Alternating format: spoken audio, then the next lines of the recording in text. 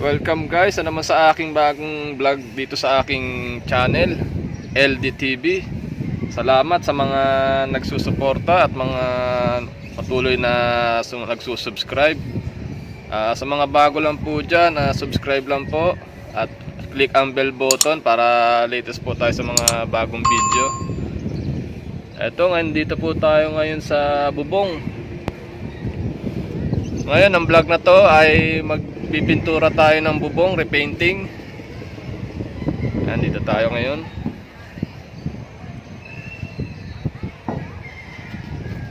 Samahan nyo ako guys sa gagawin kong kalokohan dito sa bubong. Repainting. Ang una muna natin gagawin ay nilinis ko na tong bubong na to, malinis na siya. Meron din siyang kaunting tulo eh. Lagyan muna natin ng mga bulkasil, yung mga tornilyo, tsaka yung mga tulo.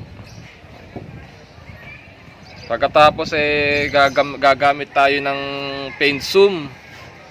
Tingnan din natin ang review ng paint zoom, yung may compressor na paint. Mamaya papakita ko sa inyong kung paano gamitin. Tsaka DIY na pagpipintura dito sa bubong. Let's go guys. Load lang po tayo. Lalagyan muna natin itong isa-isang mga tornilyo. Kasi sa katagalan na ano na yan, naangat. Tsaka iba nabubutas na. Lagyan lang muna natin ng bulkasil bago natin applyan ng pintura. Bali, ano na ngayon, alas 5 ng hapon. Siguro bukas naman tayo ulit magpipintura. Kasi gagabihin na tayo dito. Bulkasil muna.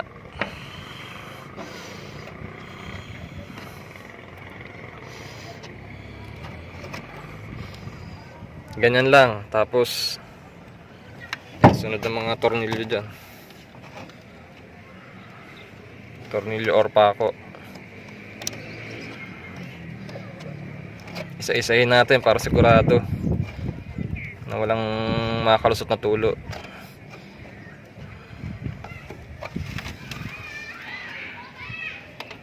One minute 37 seconds later. Ayan guys, sinadtad ko na ng bulkasil yung mga tornilyo. Tsaka yung mga suspecha kami butas, tinadtad ko na ng bulkasil bawat gilid. Yung mga nakaangat na yero.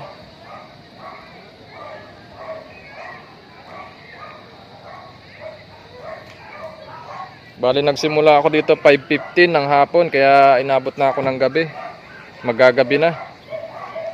Pagpatuloy natin bukas to guys. Day 2. Bali natapos na tayo magbulkasil. Ngayon ang gagawin natin ngayon, magpipintura na tayo. Tapos gagamitin natin tong paint zoom, yung may air compressor na pampintura. Ito siya oh. Ayan, gamitin natin to. Tingnan natin ang review nitong paint zoom. Kung kakayanin ba kung maganda ba o quality ang magiging pintura nito. Sa mga gustong bumili nito, meron ito sa Shopee at Lazada. I-search nyo lang paint zoom. Tapos ang gagamitin natin pintura dito sa bubong, kulay Pacific Blue. Pacific Blue ang ating gagamitin. Haluin muna natin mabuti kasi kailangan doon sa paint zoom. Kailangan sa paint zoom malabnaw para maano ng compressor niya. Madaling maibuga. Siyempre gagamit din tayo ng roller para kung sakaling mag-init yung paint zoom, may pangpalit tayo.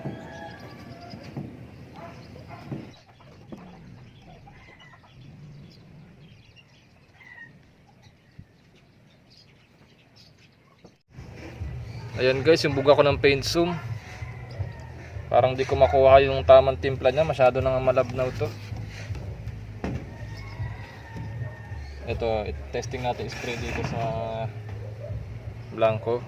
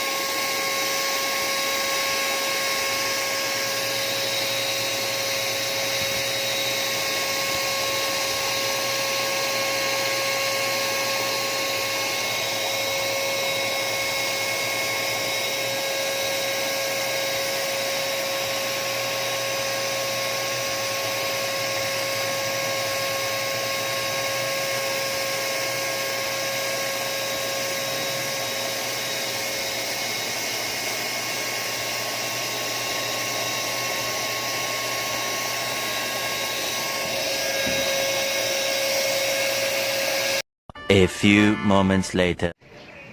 Ito guys, ang resulta ng paint zoom na ginawa ko. Bali, hindi siya maganda i-apply sa outdoor. Tingin ko pang indoor lang tong paint zoom na to. Hindi siya maganda eh. Ano yung buga niya, yung kalat-kalat. Tapos kailangan malabnaw yung ano niya, yung timpla. Ano-mano na lang tayo guys kasi hindi maganda yung paint zoom. Mas mabilis pa. Oh.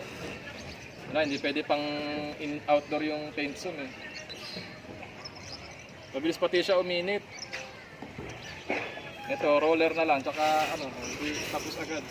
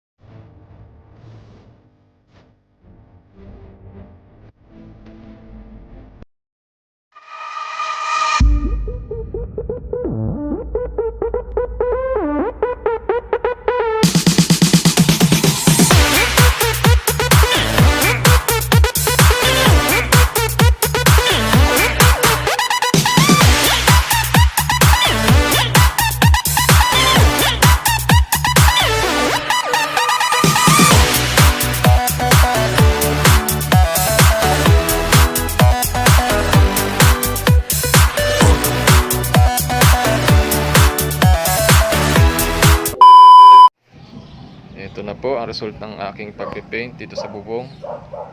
Gamit lang roller tsaka paintbrush dahil hindi umubra yung paint zoom. Sa mga tumapos ng video, maraming salamat. Sana may natutunan kayo. At sa mga bagong nanonood, subscribe at click ang bell button. Salamat sa mga patuloy na nagsusubscribe. Please comment lang. Ingat lagi mga kabayan.